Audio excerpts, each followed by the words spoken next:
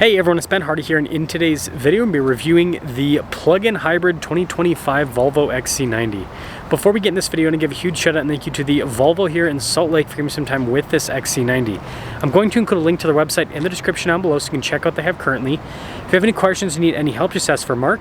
Also include a link to my car buying guide. Let's get into it.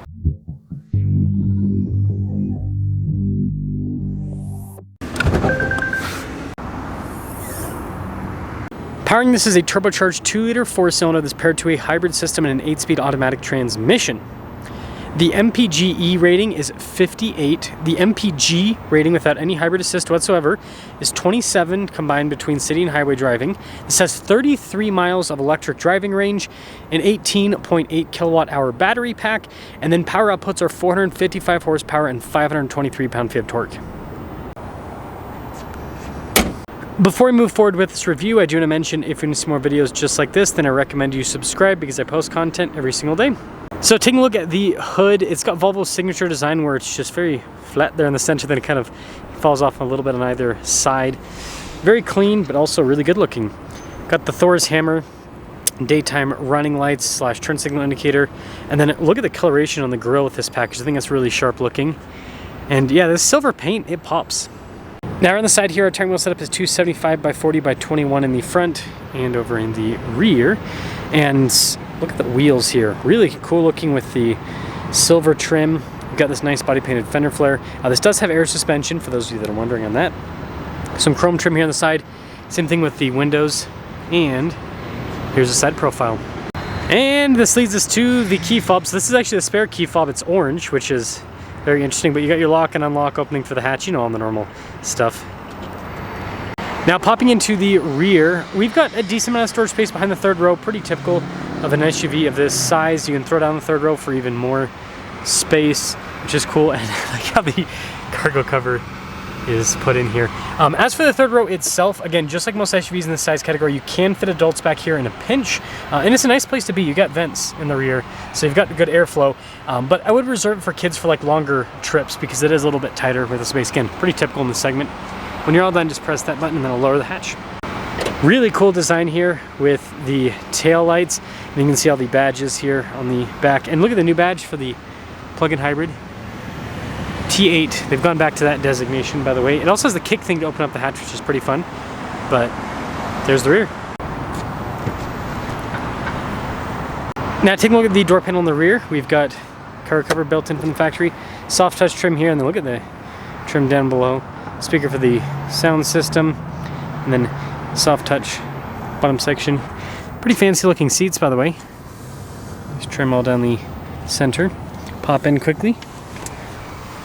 Legroom, solid. Got a little storage pocket. Got our own climate zone here in the rear. Heated seats as well. We've got vents on top of that. And then headroom back here, it's good even though it has a big sunroof. Now taking a look at the front door panel again. Soft touch here with the wood trim down below. Memory seats. Again, speakers for the sound system. Got blind spotting with the mirrors. And this is cool with all the soft touch trim and then all of your window controls. Mirror adjustments. The mirrors do power fold in. And then here's the front seat, and then you can see perforated all down the center portion. All of our adjustments here on the side, and then look at the wood trim there. The more soft touch on the dash, and then you've got the opening for the hatch and the gas cap release.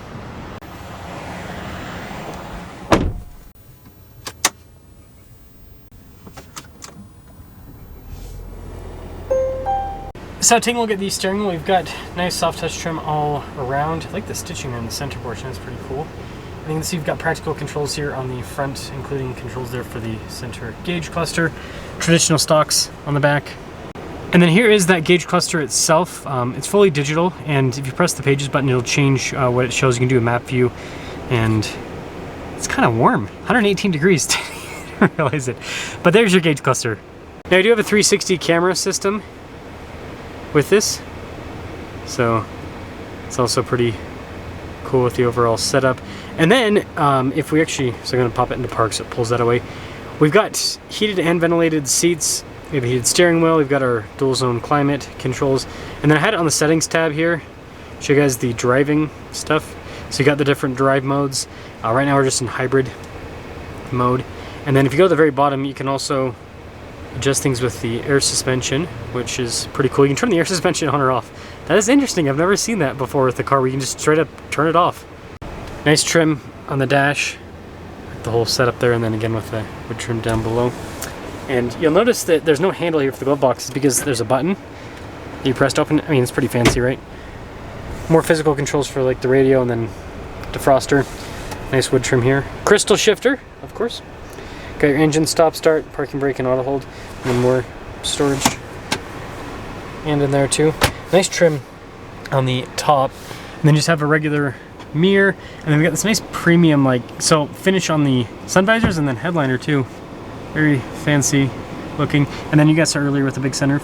Now here's a quick look at the window sticker. You guys can see 2025 XC90.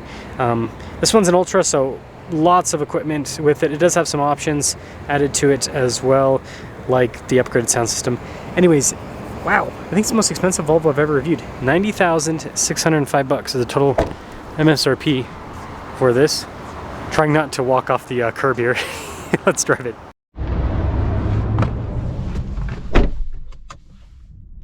Let's talk about visibility before we set off. Over the hood, got the heads-up display, both the mirrors, blind spot monitoring, the thrust rear. I like the little Swedish flag on the seats, that's cool. Let us set off in the XC90. So I said this in the XC60 review. I do want to mention this 90 review as well. Volvo is going not all in technically, but they're going more in on the hybrids. And what I mean by that is it's going to be really easy to get a Volvo XC90 or XC60 with the plug-in hybrid powertrain. The availability with the standard 2-liter without, so it's just a mild hybrid with that, that's going to have a lower availability. Which, I mean, you guys can let me know what you think on that, but I think that it makes sense. This is kind of what the market's going towards, is just hybrids in general, because people want to save on fuel, and the EV stuff is not taking off like everyone thought it would. So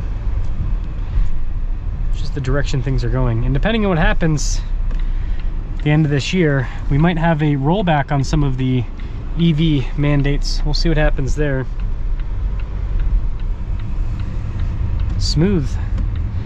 The 90 has a longer wheelbase than the 60, so that helps make it smoother right off the bat, but it also has air suspension, so that helps even more. So it's kind of like a double effect. Can you guys let me know in the comment section below what this thing is? I've never seen one of those before in my life. What is that? Is it just like a little...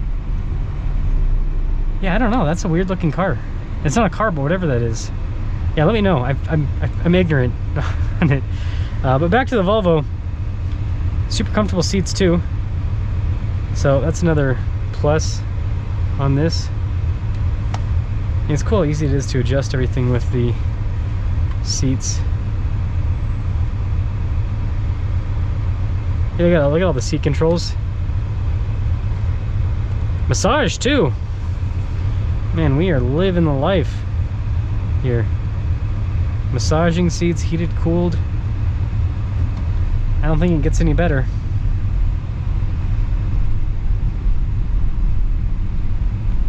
Yeah, the ride with this is very smooth. Very, very smooth.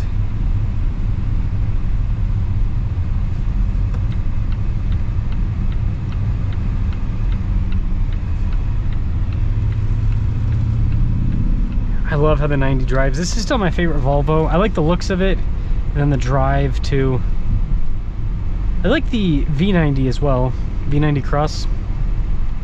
It's the interesting thing about Volvo is usually with brands I like the smaller cars more. With Volvo, I like the larger cars more. Man, this construction is chaotic.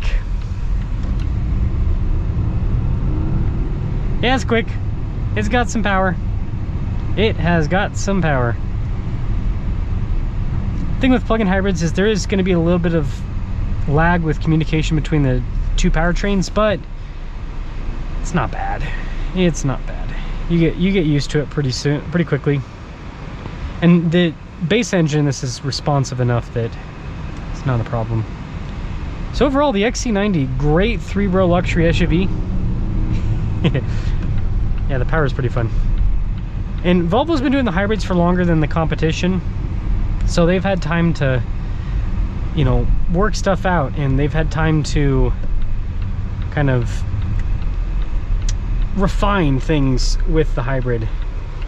So let me know what you guys think about the XC90, but I think if you're getting a luxury plug-in hybrid, I'd go with the Volvo.